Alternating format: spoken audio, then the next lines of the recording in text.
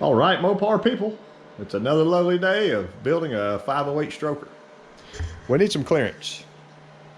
In my previous videos, some people had concern on, I checked a rod bearing with some plastic gauge. Same thing with these main bearings. Checked those with plastic gauge, and it was showing right at 2 thousandths. And it scares a lot of people. What I want to do today, I'm going to mic these rod journals and get my dial bore out, which I actually already have. I won't show you the answers yet, but the concern was that I had put some oil on one side of the rod bearing, and I put some oil on one side of that crank bearing one, and then dropped the crank in so it wouldn't be in dry. Because oil, you can see that film there, that is the thickness of that is something. I don't know if it's measurable with any of my instruments, but microns. But whenever the crank goes in, I would think that it would mash that out of there. So we're going to find out today if there's an actual difference. But they all the mains on this show to be about 2 thousandths. I've done all my rods; they're torqued up, and bearings are in correctly. And I just gave them an arbitrary letter so I could label them over here on my sheet. So step one, I'll show you how I measure the rod journals. So my holes are here. I'm gonna try to go 90 degrees of that hole. And I believe I had rotated that just like that last time to where I could lift, drop her in. I've done this quite a bit today on all these. And my measurements were all within 1/10,000th of each other. So let me bring that around to you. So we know it's 2 because this is a 2 to 3 gauge. It's not quite to the 0, so we are at 2.19.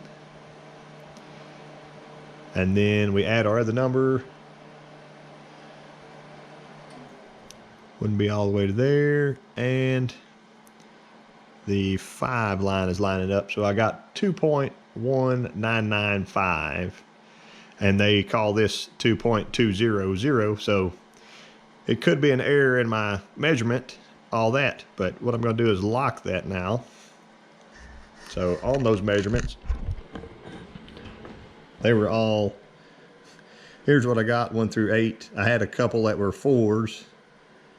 So 1/10,000th difference. That could be a measurement error on my part. I don't think it was, but you never can be sure.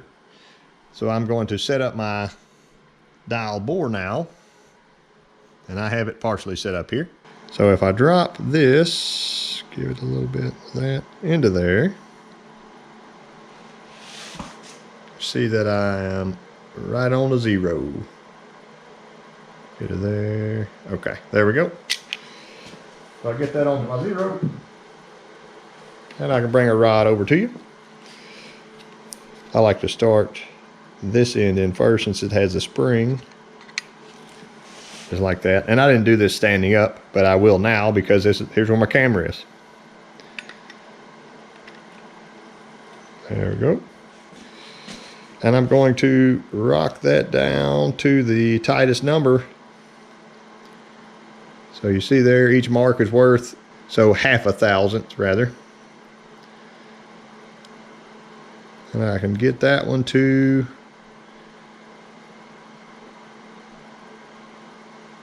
the 4th mark, which would be 2 thousandths. So that would be rod A, and I wrote my rod A onto here. And doing it a few more times. There she is. And I finished writing it down on my sheet. There's my results. D was the tightest at 175, so not quite 2 thousandths. And I'll double check D just to be sure, but this was all my preliminary measurements here. And like if you see the 0.0021, that meant that it was just slightly over 2 thousandths, and that where I would guess it to be a 1, because it wasn't quite to the next mark yet, and it wasn't halfway to the next mark yet. It was just barely over that mark. So I really tried to focus on that. But I got all my rods here nicely in a row.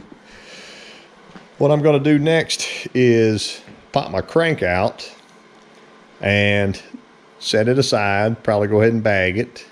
I've already mic'd my main journals last time, and I will run my dial bore into these main caps to see what they measure out to be. So I got my gauge set up again. I will drop it in here for you so we can all take a look together. My bearing is totally 100% oil free, torqued back down to 100 foot-pounds, and I'll slip our gauge in. It's kind of difficult to do this and have the camera in the way, but that's okay. Hopefully y'all can follow along. And this is the outer groove that I'm doing. And I watch my gauge and I drop her down. I'm at between 5 and 6 marks. 6 would be 3/1000ths. Like right there, I don't know if you can see that or not, is about 2.5 thousandths on that main. And I set this up with the front main of the crank. So start her back. There we go.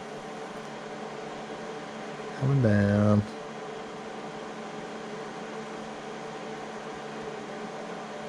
Trying not to drop it in our oil hole. Yeah, I'd like to call that 2.5 thousandths. Right there. Now I'll do the inner groove.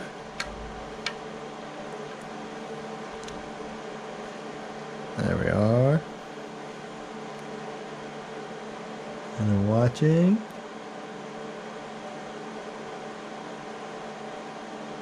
Yeah, I know the camera angle's kind of funny, but that's actually, call it 2 3/4 thousandths, so 0.00275. That's what I'll record that as. Checking number 2. I rotated my gauge and re-zeroed it for the number 2 bearing. I can slide through here. And there we go. Compress her a little bit. Stay out of the oil hole.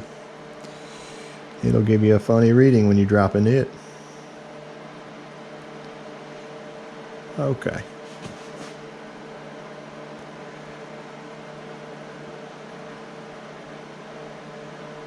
I'm looking at 1, 2, 3, 4.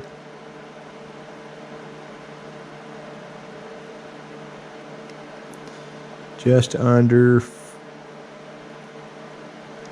5 marks. I would call that 2.25 thousandths. Hopefully you can see that right there.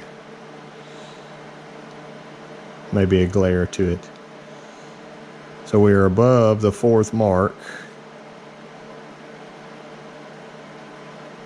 I call it, there we go. I'll call that 002 with a 1.5. How about that? I put the front 2 in and torqued them. Because I can't get my gauge in, I would have to go somehow weasel its way through here, so I can do these 2 next, coming from the back side. And I'll bring you back with all our final measurements. So you'll see I've got number 4 and number 1 bolted back in, torqued down. The reason being, when I mic'd both those originally, I got in the front 2 3/4 thousandths, so not quite 3 thousandths. That was my loosest bearing out of all of them. Number 4 was barely over 2 thousandths. So all I did was take both bearing shells and swap, re-torque, and I checked them. Number 1 went to 2 1/4 thousandths, so it lost a half of a thousandth. So 0.0005, half a thousandth when I switched the bearing shells. So number 4 actually picked up that half thousandth that I needed it to. So now number 4 is 2 1/2 thousandths, and number 1 is 2 1/4 thousandths instead of 2 3/4 thousandths. So that kind of, I robbed Peter to pay Paul here, or robbed Peter to pay Paul. Either way, I was impressed that it actually worked. I've heard a lot of people say before that, you know, that's impossible, it can't work. But sure enough, I'll show you again on our front one here. If I can hold this camera and do this, and we rock her down, down, down to right there. So we are over, try again, right there. That's it. That's 4 1/2 marks. It will not go 5 marks. 5 marks would be 2 1/2 thousandths. I am at 2 1/4 thousandths. So I'll show you that chart here. So that's the difference that it made, which is pretty cool. On the other side, rods. That's my tightest rod, 1 3/4 thousandths. So I do think I'm going to go with the oversized rod, 1/1000ths larger X bearings, and use half those shells. So instead of adding a full thousandth to that, it'll add a half thousandth to that. So what does that make me? 2 1/4 thousandths here, 2 1/2, 2 4, 2 1/2. Give me a little more rod clearance, I would feel better about it. The mains, I think they're good to go. So I'm going to get those out, put back in the box, stick my caps back on and torque them. As I leave the block, it'll stay here torqued. The cam, I just pried it forward earlier, and she may have moved again, but there we go. Spins pretty freely. So it's been a good day of checking. I will take those rods with me also to the machine shop, where you can check the housing of the rod itself in case there's one that's tight, like for that one tight bearing. But the kit seems really nice. I'm impressed with it, and hopefully someday I'll get one of my own. So I appreciate y'all watching, and I'll catch you next time.